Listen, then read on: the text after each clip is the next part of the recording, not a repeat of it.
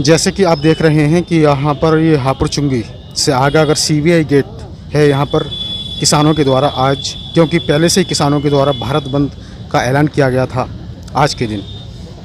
आज जैसे कि 27 सितंबर को भारत बंद का ऐलान किया गया और अभी मैं उपस्थित हूँ यहाँ पर हापुड़ चुंगी से आगे सीबीआई गेट पर उपस्थित हूँ। तो कुछ यहाँ बातचीत करता हूँ। जी सर, मुझे बताइए नाम क्या आपका?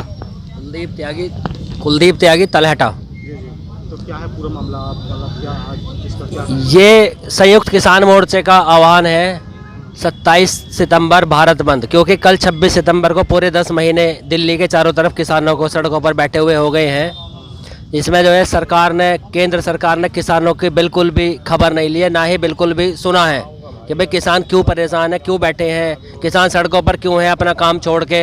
बिल्कुल सरकार कोई भी किसान की सुध नहीं ले रही है। और किसान जब तक ये तीनों कृषि कानून वापस और एमएसपी पर गारंटी नहीं देगी सरकार, जब तक किसान अपने घर वापस नहीं जाएंगे।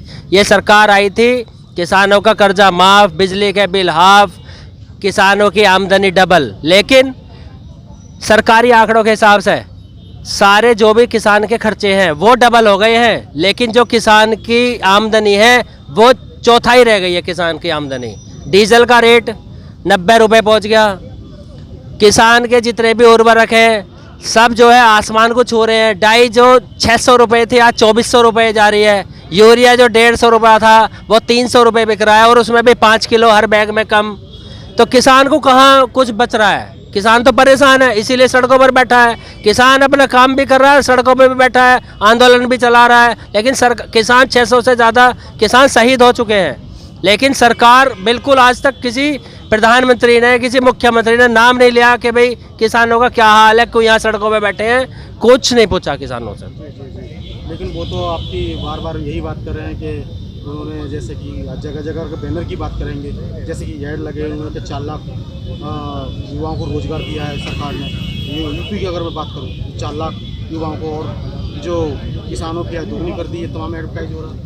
ये सरकार जो है ऐड से ही चल रही है, एडवर्टाइजिंग से ही, सब कुछ एडवर्टाइजिंग है, धरातल पे कुछ नहीं है। ये सरकार कहती है रोजगार दिया, और अब सरकारी आंकड़ों से ही बेरोजगारी बढ़ रही है बहुत ज़्यादा। कहीं कोई रोजगार नहीं है, कोई भर्ती नहीं खुल रही, कुछ नहीं, जितनी भी भर्तियाँ हो रही है सब कैंसिल है। और जो आमदनी को कहते हैं आमदनी डबल, इन्हीं के आंकड़ों से आमदनी जो है चौथाई रह गई किसान की। ये कह कि भाई जब हमारी ये 17 में इलेक्शन हुए थे कि हम गन्ने का रेट 350 करेंगे, इन्होंने आज जब चुनाव आने वाले हैं 4 साल बाद, 5वीं साल में, इन्होंने गन्ने के रेट पे 25 रुपये बढ़ाए। ये कहते हैं जो गाजियाबाद तहसील के हिसाब से हर यहाँ पे किसान 10 से 15 बीघे का किसान है जनरली औसतन, और छोटे किसान के हिसाब से अगर किसान के 1000 क्विंटल गन्ना पैदा होता है तो उसे हर साल 25,000 रुपये का नुकसान है। और इन 4 सालों में लगा कर 1 लाख रुपए का किसान नुकसान एक छोटे किसान को है। तो इन्होंने फायदा करा, नुकसान करा किसान का। आज गन्ने का रेट 425 रुपये होना चाहिए था इनके हिसाब से। ये तो जब आए थे, जब कह रहे थे कि हम रेट 350 करेंगे, रेट बढ़ाया इन्होंने 4 साल बाद, जब इनका चुनाव आने वाला है। ये देख रहे हैं कि हमें बस चुनाव में जीत जाए, हम कैसे भी किसानों को बहका ले। लेकिन अब किसान जो है बहकने वाला नहीं है। किसान को पता है कि ये क्या जुमला पढ़ रहे हैं और क्या किसान को दे रहे हैं। इन्होंने किसान का खर्चा बढ़ा दिया। जो किसान के ट्रैक्टर के पार्ट्स हैं, जो दवाइयाँ हैं, जो खेती में उर्वरक और जो पेस्टिसाइड है, उन पर 28% तक जीएसटी है। लेकिन जो आम आदमी का जो ये सुख की, ऐश्वर्य की वस्तु है, जैसे भाई बिजली की एलईडी हो गई और चीज़ हो गई, उन पे 12% तक भी जीएसटी है, 5% तक भी है। किसान की चीज़ ऐसी है कि किसान ऐसी खरीद रहा है, ऐसी फेंक रहा है। किसान की तो ज़रूरत की चीज़ है जो पूरे देश को खिला रहा है, अन्न खिला रहा है। पैसा नहीं खाता कोई भी, अन्न ही खाना पड़ेगा सबको, अन्न से ही पेट भरेगा। और उसी में जो दवाइयाँ लगने वाली हैं उन पर जीएसटी 28% है। तो ये तो किसान को मारने का काम कर रहे हैं, किसान के कहाँ सुध ले रहे हैं। धन्यवाद आपका। जी धन्यवाद जी। और आपका देखिएगा, क्योंकि इसमें अगर मैं बात करूं तो सभी यहाँ पर, जैसे कि बुजुर्गों की बात करूं, सभी सारे बुजुर्ग यहाँ पर उपस्थित हैं। जी, क्या नाम है आपका? मेरा नाम कृष्णपाल। जी, तो आज पूरा मामला है, क्या है आज का पूरा मामला, क्यों बैठे हुए हैं आप, जैसे धरना दे रहे हैं? ये है, और जब यह सरकार आई, न्यू कही कि नौकरी मिलेंगे 5 लाख, ना तो नौकरी मिली। बेरोजगारी हो गई, आदमी जो है सड़क पर आ गया, हिले ठप हो गए, नौकरी है नहीं, ना हिले रहे। प्रधानमंत्री और भी तो इससे पहले है। दिल्ली में आदमी जो दिल्ली में जो है किसान नहीं जा सकता, किसान भाई इतना प्रतिबंध हो जो दिल्ली में नहीं बढ़ेगा। दिल्ली में जब 24 साल जब दिल्ली में बढ़े, जब कांग्रेस जब दिल्ली में बढ़े, जो ऐसा प्रधानमंत्री आया दिल्ली में अपना रोक रहा। दिल्ली हमारी ना, किसान की। किसान तो अन्नदाता है इस देश का। और जितनी गुंडागर्दी अब हो रही है, तानाशाही, लूट, चोरी, डकैती, कोई रुक रहा मामला है? कोई सुनने वाला नहीं है। 10 महीने से पड़े वहाँ मशरा में, सर्दी में, कोई किसे सुनी? और प्रधानमंत्री अपना मौज मार रहा है, जो अमेरिका घूम रहा है। और यो योगी वादे करता है 22 में झंडा पड़ जाएगा इसका जड़ से, और 24 में झंडा पड़ेगा। किसान तो अन्नदाता देश का, सड़क पर बैठे हैं भूखे प्यास से, कोई सुन नहीं रहा। नहीं किसानों पे जो बताओ ये है जुलम, नहीं जुलम पूरा। तो ये बात बढ़िया थोड़ा है, सुननी चाहिए भाई। देश ने हमारा बनाया प्रधानमंत्री, और भाई सुनना रहा। तो हम तो नहीं कहा बेटा ऐसा सुख दुख दे, अपना हमारी जो कहानी सुने, हमारा राड़ निपटा रखा है ये कहानी। बहुत बहुत धन्यवाद आपका। और यहाँ पर जैसे मैं कहूँगा कि यहाँ पर ये जैसे ये सर प्रेयर्स नोट्स लिख रहे हैं, और जी तो आज का जैसे कि काफ़ी टाइम हो गया, बहुत समय हो गया किसानों को मतलब धरना देते हुए, 9 महीने से ऊपर हो चुके हैं।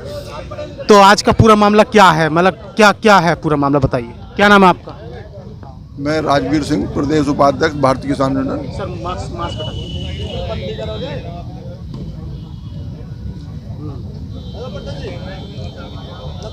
10 महीने से हम दिल्ली को चारों तरफ से घेरे बैठे हैं,